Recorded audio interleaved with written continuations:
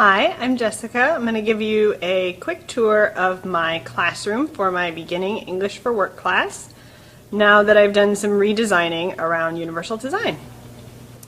Alright, so here we are. The first thing that students see as they come in the room is this countertop, which has our sign-in sheet. It also has this tray that contains extra copies of handouts from previous lessons. And I've got the students trained now so that as they pass papers back to their fellow students, whoever's at the end of the table just takes the extra copies, clips them together, and sticks them in there. And then down below in this cabinet are materials that students can help themselves to. So this includes notebook paper and donated notebooks, binders, and pencils. And then behind this counter is a space that we created for student bags and folders. So we had, with so many students in my class, we had bags cluttering up tables and becoming a trip hazard underneath tables. So this allowed us to get some of those bags out of the way. We've taken down some of the extraneous items on the walls and bulletin boards and tried to limit it to just the most essential things. Back here is our independent learning station. This station is set up for working on spelling. So every Monday my students get a list of 10 spelling words and we practice them throughout the week, and they have a spelling test on Friday. At this table they can sit down and copy the list if they missed it on Monday, but also I've encouraged them to use this as a study space. If they come in late and we're in the middle of doing an activity, then they can come and use this area until we transition to the next activity. And so I've put some multi-sensory items here, and usually I have some traceable worksheets with the spelling words as well. So there's some tubaloos to practice spelling the words aloud and listening to the sound of your own voice, and a sandbox to practice tracing the words in the sand. So far students have used it when they come in late. I haven't had anybody use it yet as a way of sort of taking a break from regular classroom activity. That's something that I'm also encouraging them to do.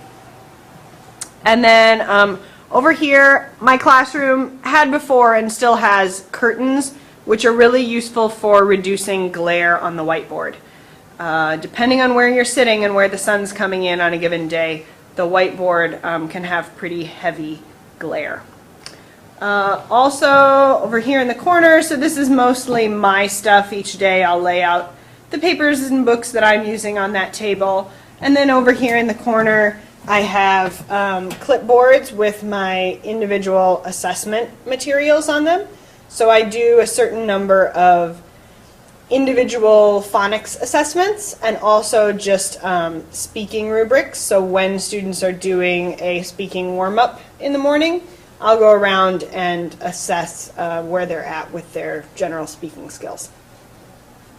Because of the large number of students in the classroom, we were not able to divide up these long tables.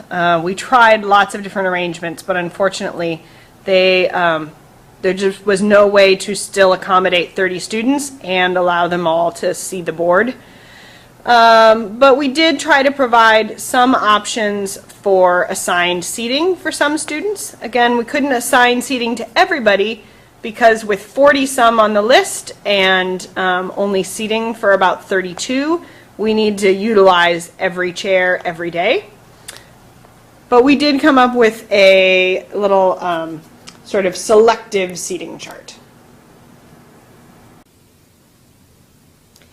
In order to do the selective seating chart, we did a short lesson on the benefits of sitting in the same chair every day and the benefits of moving around to different chairs every day.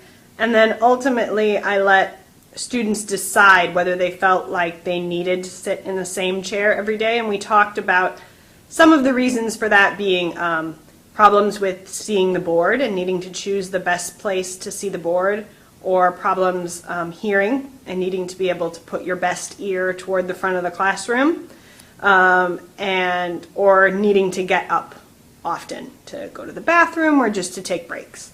And so then the students who wanted to opt for the same chair every day do have a labeled place in the classroom.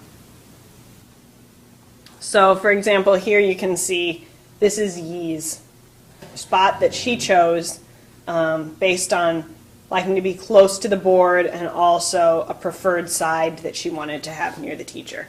So out of my whole class of probably 30-some students, I have about 5 or 6 who felt like they needed a specific seat. And so we were able to accommodate that without trying to find a specific seat for each person in the classroom, which would have been hard.